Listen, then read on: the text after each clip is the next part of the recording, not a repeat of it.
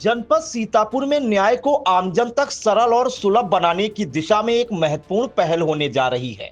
शनिवार यानी 14 मार्च को वर्ष 2026 की पहली राष्ट्रीय लोक अदालत का आयोजन जिला न्यायालय परिसर सहित समूचे जिले में तहसील स्तर पर किया जाएगा। इस राष्ट्रीय लोक अदालत का शुभारंभ सुबह 10 बजे जिला जज एवं जिला विधिक सेवा प्राधिकरण के अध्यक्ष आशीष जैन करेंगे। इस अवसर पर राष्ट्रीय लोक अदालत के नोडल अधिकारी एडीजे भगीरथ वर्मा, जिला विधिक सेवा प्राधिकरण के सचिव विजय भान सहित जनपद के समस्त न्यायिक अधिकारी मौजूद रहेंगे। न्यायिक अधिकारियों का कहना है कि राष्ट्रीय लोक अदालत का उद्देश्य लंबित वादों का आपसी सहमति के आधार पर त्वरित और सौहार्दपूर्ण समाधान कराना है, ताकि लोगों को वर्षों तक न्यायालयों के चक्कर न लगाने पड़े और कम समय में न्याय मिल सके। इस विशेष आयोजन में दीवानी, फौजदारी, बैंक ऋण, बिजली बिल, पारिवारिक विवाद, मोटर दुर्घटना दावा सहित विभिन्न प्रकार के मामलों का आपसी समझौते के आधार पर निपटारा किया जाएगा।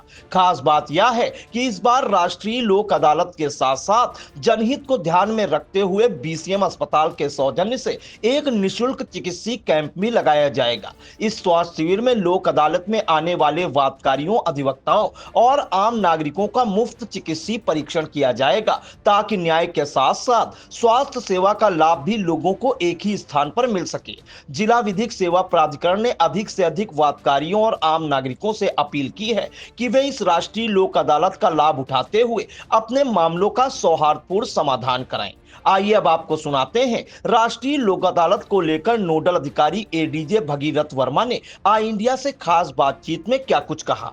ये जो राष्ट्रीय लोक अदालत है, ये पूरे देश में मनाई जा रही है एक पर्व की तरह, और इसमें किसी भी तरह के दीवानी, राजस्व और क्लेम पिटीशन या परिवार न्यायालय के मामलों का निस्तारण किया जा सकता है। इसके साथ साथ इसमें वो सभी फौजदारी मामले निपटाए जा सकते हैं जो कि शमनीय हैं। शमनीय बहुत तकनीकी भाषा है, तो इसको अगर बोलचाल की भाषा में कहा जाए तो जो छोटे छोटे फौजदारी मामले हैं, चालानी मामले हैं, छोटे मोटे लड़ाई झगड़े मारपीट वाले मामले हैं, वो मामले सुलह समझौते के आधार पर राष्ट्रीय लोक अदालत में निपटाए जा सकते हैं। आम जनता के लिए संदेश ये है कि इस राष्ट्रीय लोक अदालत का व्यापक स्तर पर फ़ायदा उठाइए, और इस राष्ट्रीय लोक अदालत के साथ साथ एक और बहुत महत्वपूर्ण अभियान चलाया जा रहा है, जो है राष्ट्र के लिए मध्यस्थता अभियान। आम जनता से निवेदन है कि वो अपने विवादों को सुलह समझौता के माध्यम से मध्यस्थों की सहायता से निपटाए और उन मामलों को न्यायालय में आकर के निस्तारित कराए। राष्ट्रीय लोक अदालत में सुलह समझौता के आधार पर डिग्री प्राप्त करे। यदि दीवानी मामले हैं तो उनमें चाहे जितना उनका न्यायालय शुल्क जमा है वो भी वापस हो जाएगा।